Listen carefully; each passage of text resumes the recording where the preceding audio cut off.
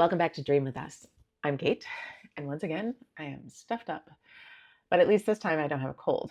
So, this week, I want to discuss 5 signs you're healing from a toxic relationship, even if you don't feel like it.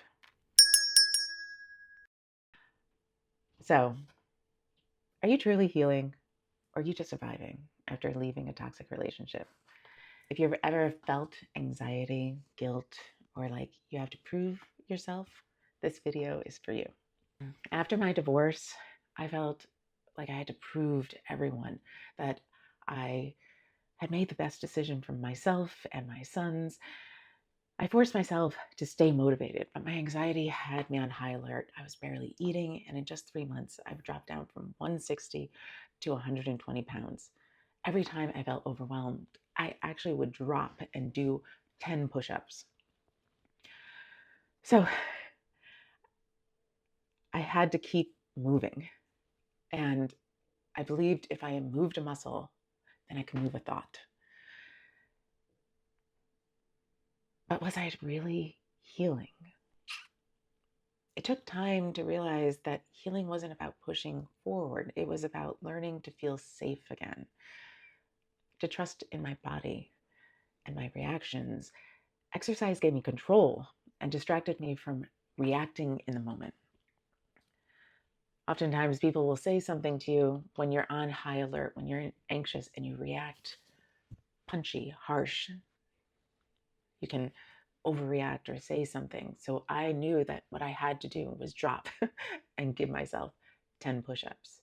And during those 10 push ups, one, I had to focus on my form, my body. I had to remind myself I was in control of my body. Two, I had to breathe. I had to breathe deeply. And then all of a sudden, I could remind myself that oxygen was getting to my body, to my brain, so I can think clearly and thoughtfully rather than react in the moment, angry or scared or in fight or flight. My dad was a big advocate for the saying, move a muscle, move a thought.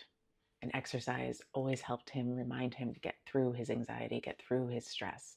And when he was exercising the most, he was happiest. So, sign 1, you recognize your anxiety and how it shows up in your body. Anxiety can show up in ways I didn't expect. My heart would race, my palms got sweaty. At times, my stutter would return. I felt tongue tied and trapped in brain fog. I pushed my body to exhaustion just to keep my mind from spiraling. But the moment I stopped seeing my body as the enemy and started listening to what it was telling me, I knew I was beginning to heal. Knowing how your physical body reacts to stress is so important. So, similar to any situation that you're going through, have you gotten enough sleep? Have you taken care of your body? Have you eaten healthy foods? Have you drank enough water? If you are not paying attention to your body during your high stress moments, those cycles will continue to happen. So, if you could just do one thing in this stressful moment that you're going through, this massive change, that just pay attention to when an action comes towards you, something happens to you, what does your body do?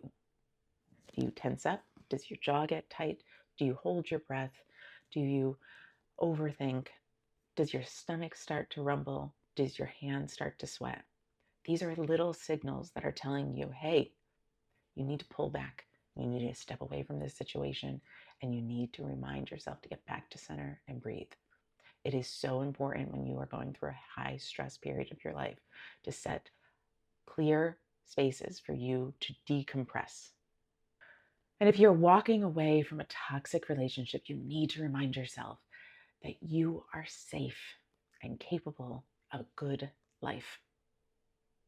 Every step you make helps you get closer and closer to the life you deserve. So other common signs of anxiety can be racing thoughts, constantly overanalyzing the past, avoidance, not wanting to face certain places, people, or conversations. There would be certain roads that I didn't want to drive down because what if that person I was could possibly drive by and see them? I, I would take the long way just to avoid certain places. Physical tension, tight jaw, clenched fists, sore muscles, sleep issues, trouble falling or staying asleep. These are all signs of anxiety. It is so important to start working on getting to the root of what that anxiety is and where it's coming from. What are those thoughts? Address them directly. Healing means recognizing anxiety, but not letting it control you anymore. So, sign 2, you no longer feel the need to prove yourself. Oh, when you get to sign 2, what a great feeling this is. For so long, I felt like I had to prove that leaving was the best decision. I forced myself to stay busy, keep pushing, show everyone I was thriving. But true healing comes from when I stopped seeking validation and simply focused on my own peace. My therapist would simply say, I need you to get comfortable with the good. Why was that such a hard thing for me to learn? Get comfortable with the good. Gratitude will help you move into that next stage and leave anxiety and stress behind. And when you take that mindful, intentional step towards your goals, it will happen. Your main job is to develop gratitude and self-awareness. Healing means letting go of external validation and prioritizing inner peace. Sign 3, you set boundaries with your kids too, without guilt. One of the hardest things after my divorce was realizing that my children are not responsible for my healing. I had to set clear boundaries so they understood that while we were all grieving, it wasn't their role to comfort me. But I would remind them that me and their dad were meant to be their parents, but we were not meant to be married.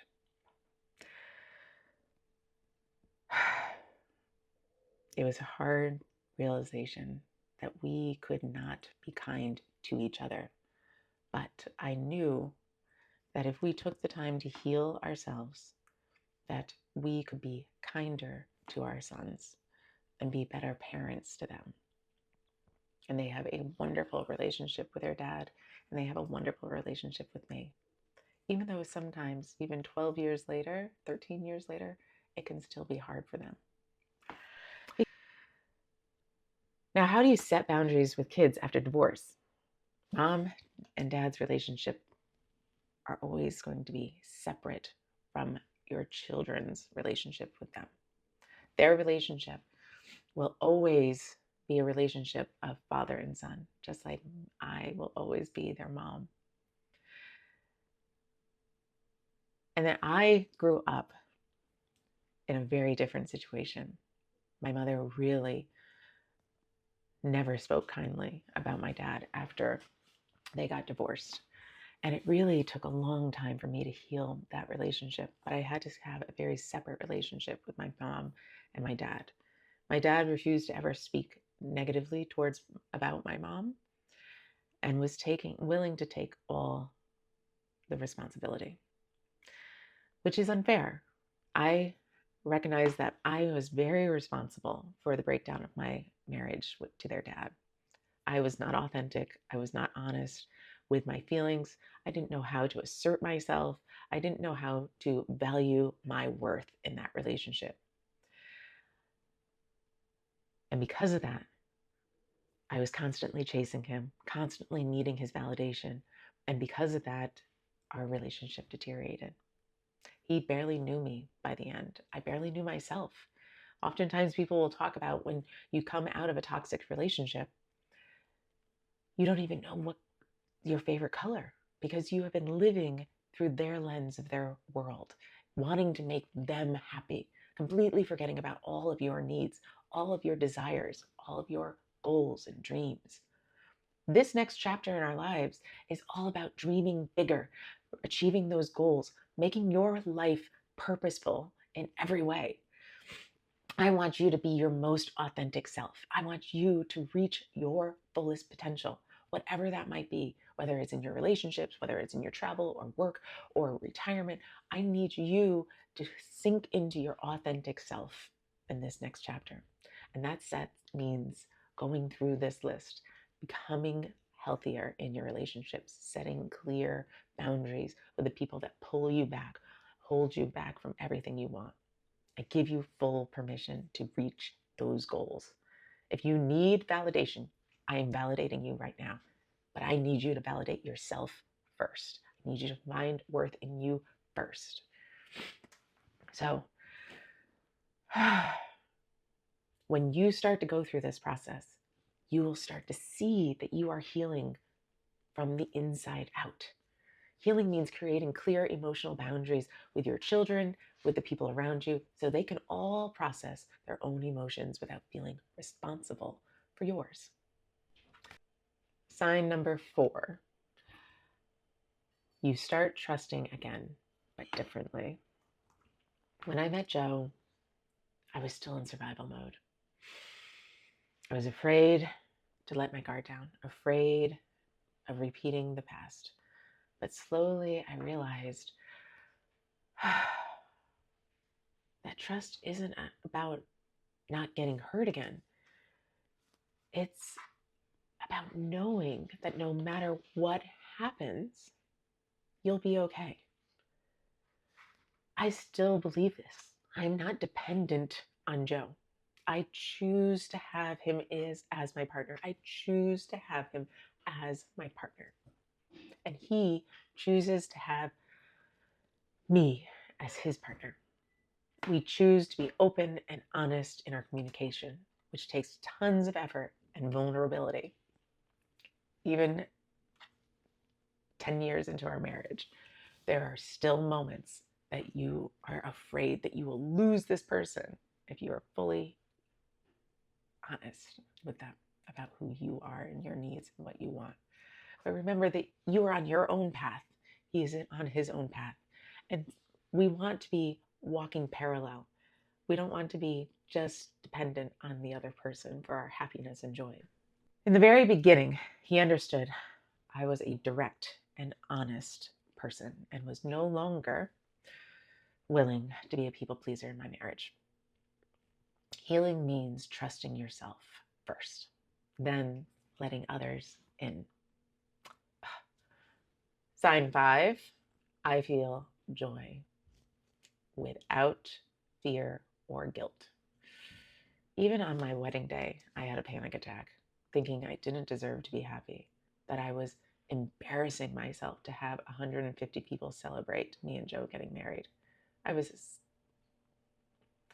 a mom of 2, never had a big wedding before, a divorcee, and who was I to think that I was allowed to celebrate this life?